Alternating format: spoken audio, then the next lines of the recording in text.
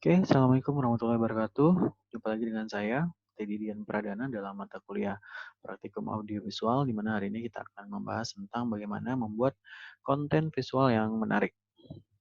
Ya,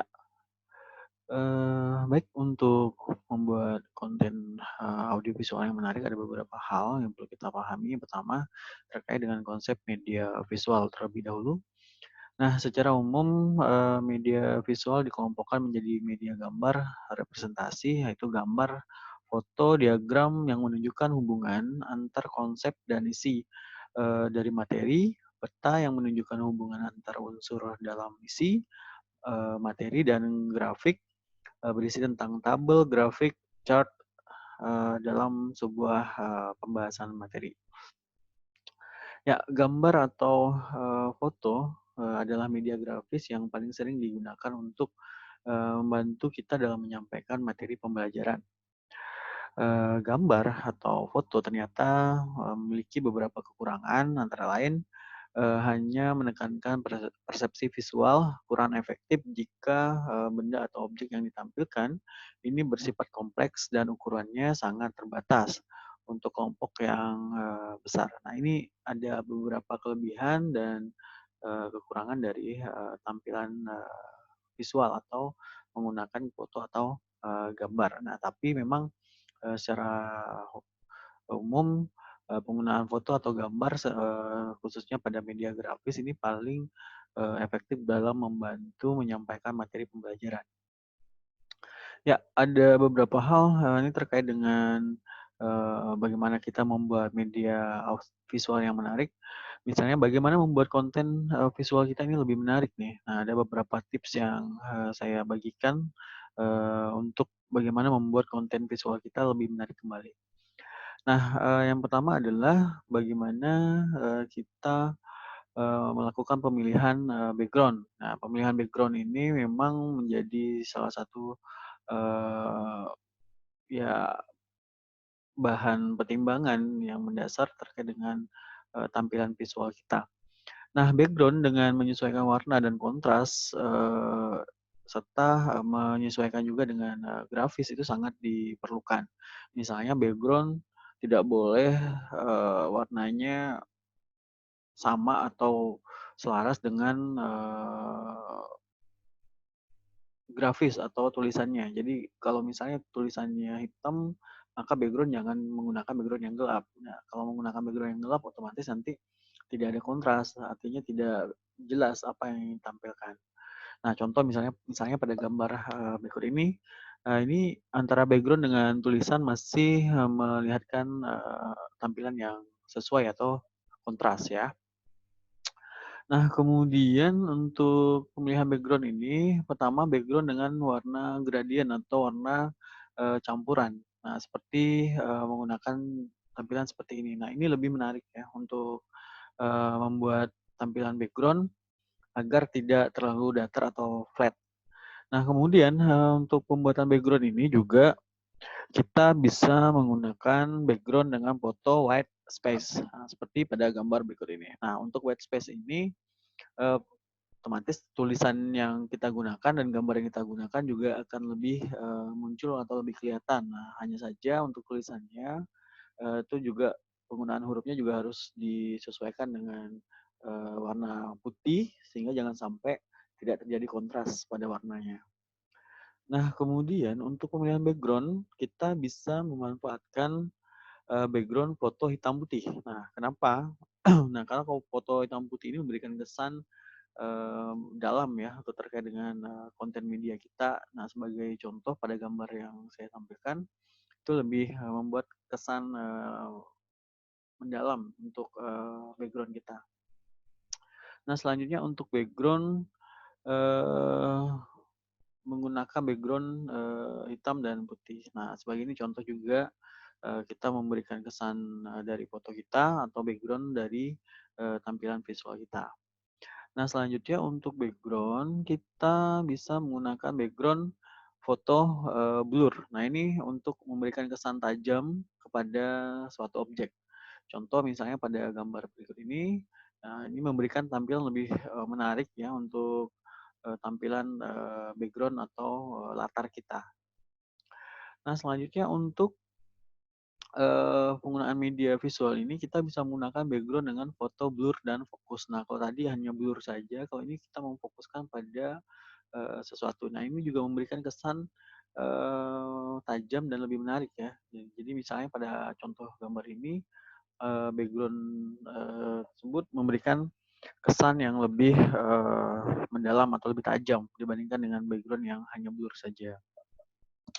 Nah, selanjutnya kita bisa menggunakan background transparan. Nah, seperti pada gambar, kalau ini sih lebih standar ya, biasa digunakan lebih simpel saja, tidak terlalu banyak menggunakan berbagai macam warna, tapi lebih menarik untuk lebih lebih enak atau lebih menarik ketika kita membacanya. Ini untuk beberapa pilihan background tampilan visual kita.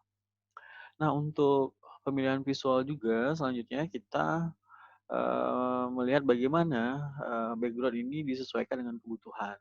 Jadi tergantung tadi apa yang saya sampaikan ketika kita ingin memberi kesan tajam, kesan mendalam, kesan dramatis itu disesuaikan dengan berbagai macam contoh background yang tadi saya sudah sampaikan. Nah, setelah kita memilih background yang sesuai, maka untuk tampilan visual selanjutnya adalah bagaimana kita menentukan font yang cocok untuk tampilan kita. Nah, font kalau kita hanya menggunakan satu font saja, biasanya tampilannya lebih flat ya, lebih datar. Nah, sehingga pemilihan font ini juga bisa memberikan ataupun lebih menarik untuk tampilan visual kita. Nah, dalam pemilihan font untuk tampilan ini, yang pertama yang perlu diperhatikan adalah pemilihan font untuk desain ataupun dalam desain website ya. Nah, salah satu contoh font untuk judul, font untuk teks, dan font untuk kolom komentar pada laman website kita.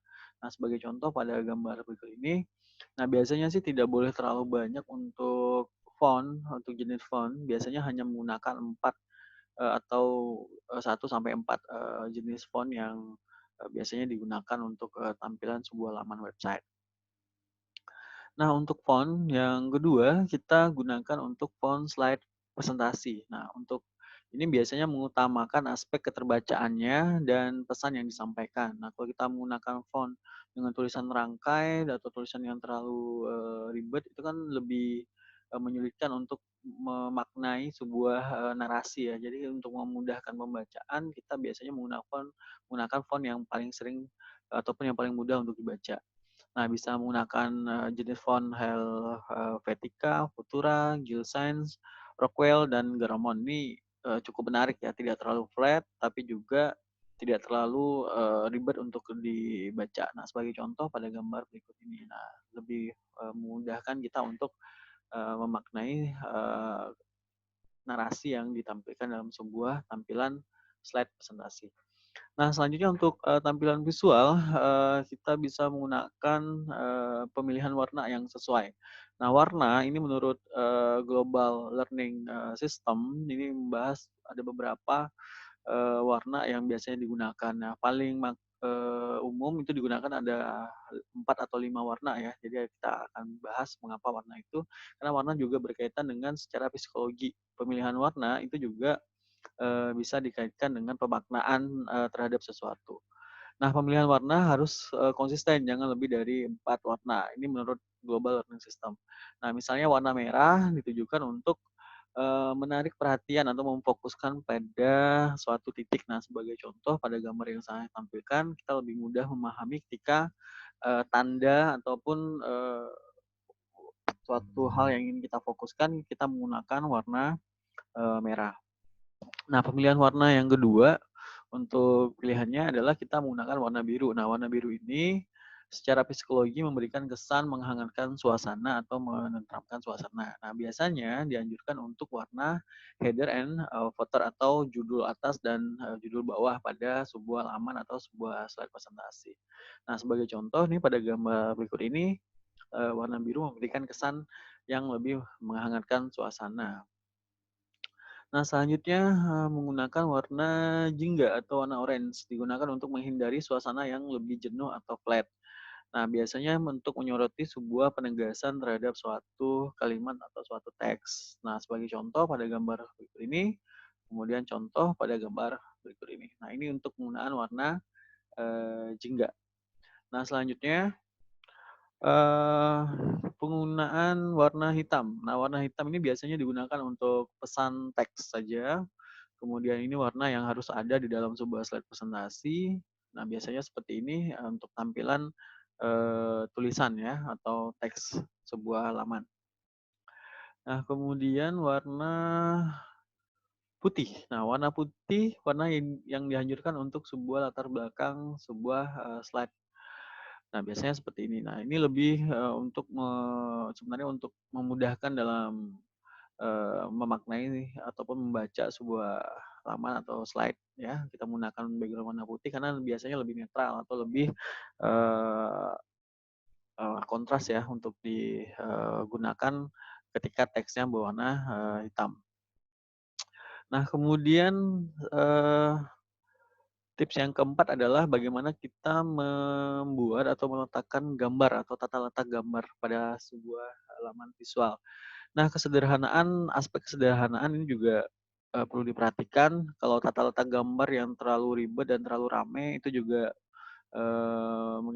membuat justru tampilannya tidak menarik ya. Nah, kemudian yang kedua, keselarasan dengan warna itu juga penting. Jangan terlalu eh, apa berbeda untuk antara warna dengan eh, background serta gambar yang kita tampilkan. Nah, kemudian penekanan inti bahasa atau gambar itu menjadi sebuah keharusan ya untuk tampilan visual kita. Nah, sebagai contoh ini pada gambar yang saya berikan ini lebih mudah untuk dimaknai ya ketika meletakkan sebuah gambar, kemudian ada teks yang jelas, kemudian background yang tidak terlalu rame. Kita mau membuat kesederhanaan dalam sebuah tampilan, tapi tidak mengurangi makna dari tampilan visualnya. Nah, ini juga contoh bagaimana kita menerapkan eh, apa tata letak yang sesuai ya untuk tampilan presentasi kita. Nah, mungkin, itu yang, dapat saya sampaikan terkait dengan tips dari, pembuatan tampilan visual ini. Sebenarnya ini cukup mudah untuk dipraktekkan, kita lanjutkan pembahasan kita selanjutnya nanti di, praktik dalam membuat tampilan visual dengan menggunakan media, PowerPoint kita. Oke, mungkin, itu yang dapat saya sampaikan. Terima kasih. Ketemu lagi dengan pembahasan berikutnya. Assalamualaikum warahmatullahi wabarakatuh.